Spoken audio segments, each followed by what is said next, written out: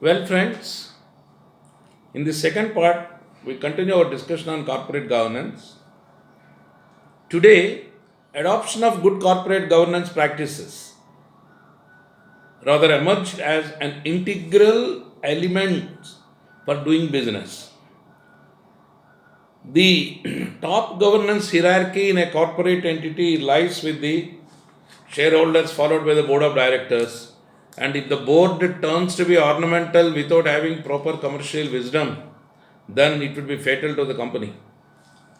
To strengthen the corporate governance in India, the Government of India has constituted several committees like Naresh Chandra Committee, Dr. J. Irani Committee, Kumar Mangalam Birla Committee, N.R. Narayanamurthy Committee, and like ones which made a very great contribution in this regard. In the United States, as back as 1977, the Foreign Corrupt Practices Act 1977 was brought into force to strengthen corporate governance. This legislation in US has made specific provisions regarding establishment, maintenance, and review of systems of internal control. Further, in the year 1979, the United States Securities Exchange Commission has prescribed mandatory reporting of internal financial controls. Subsequently, the Committee of Sponsoring Organizations took birth, which stipulated in 1992 a control framework. That is how the importance has been evolved further and enlarged with regard to corporate governance. Then the most important aspect, the OECD, Organization for Economic Cooperation and Development. In the year 1999,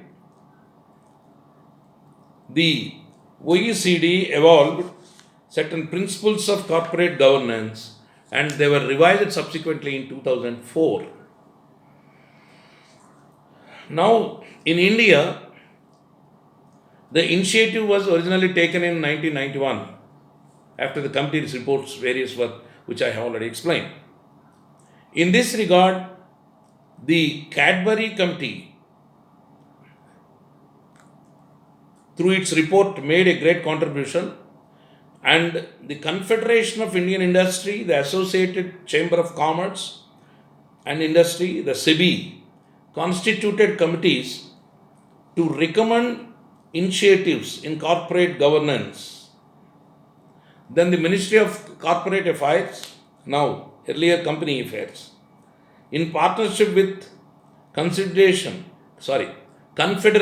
of Indian Industry, Institute of Company Secretaries of India, and Institute of Chartered Accountants of India, has set up National Federation. So, friends, this is the background of corporate governance in India and in world general. And then the United States also has given a very significant importance to this subject matter. Then in the second phase, we will now go to the definition and concept. There is no universal definition given in any legislation, including the Companies Act. However, the Nobel laureate Milton Friedman defined corporate governance as the conduct of business in accordance with shareholders' desires, which generally is to make as much money as possible while conforming to the basic rules of the society embodied in law and local customs. So, importance here goes to the shareholders, their desires, and then conforming to the basic rules of the society embodied in law and local customs. Then, friends, James D. Wolfenson, the former president of World Bank, has stated on corporate governance as about promoting fairness, transparency, and accountability. Then, friends, the Institute of Company Secretaries of India, New Delhi, has defined the corporate governance as the application of best management practices, compliance of law in true letter and spirit, and adhere to ethical standards for effective management and distribution of wealth and discharge of social responsibility for sustainable development of all stakeholders. It has got multiplicity of issues like application of best management practices, compliance with law, then compliance with law in letter and spirit, in true letter and spirit, and adhere to ethical standards again. And then speaking of effective management, distribution of wealth and discharge of social responsibility, CSR comes into picture. Corporate social responsibility now, which is an integral part of 2013 Companies Act. For sustainable development of all stakeholders. Ultimately, it is the stakeholders' interest which has to be taken care of in running the affairs of the company. Friends, now let us come to the objectives of corporate governance. There are few objectives which have been designed by taking into account various definitions and then the stipulations in 2013 Companies Act. 2013 Companies Act at several stages is stated about the corporate governance.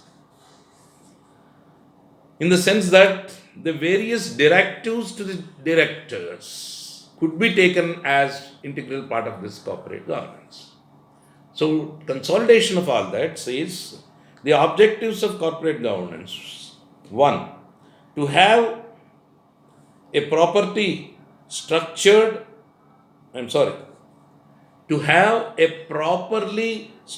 board of directors. Second one, to have a balanced board of directors comprising of adequate number of non-executives and independent directors. This is the most important aspect. Today's need of the hour is more and more independent directors running affairs of the company who happen to be highly qualified professionals, highly experienced. Third one, the board shall adopt transparent procedures and practices. Fourth, the board shall have an effective machinery to subserve the concerns of stakeholders. Stakeholders means the shareholders. Then 5, the board shall keep the shareholders informed of relevant developments impacting the company. 6th, the board shall maintain effectively and regularly the functioning of the management teams, control, performance appraisal. These are all the aspects. Putting targets, performance appraisal, in tune with the objectives laid in the memorandum and articles of association of the company. The board, then the last part, but not least, shall have effective control of the affairs of the company at all times and ultimately finding out a totality. Peter Drucker, the great management expert, has enunciated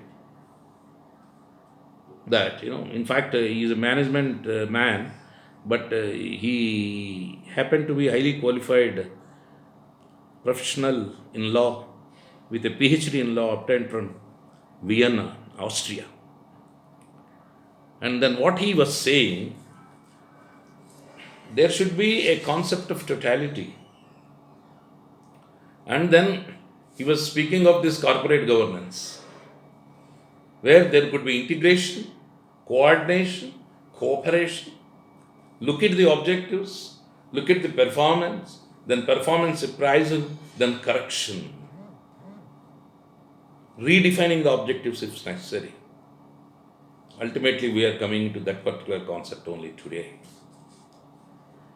So, friends, with this background, I request you to study further. Number of books are available on corporate governance. The Institute of Company Secretaries of India has also brought out a beautiful book on corporate governance. You can study it. And then go to internet, number of books are there. Your syllabus is very limited. And then this is part of the Unit 4. That's the reason why you have to give equal justice and distribution of your time.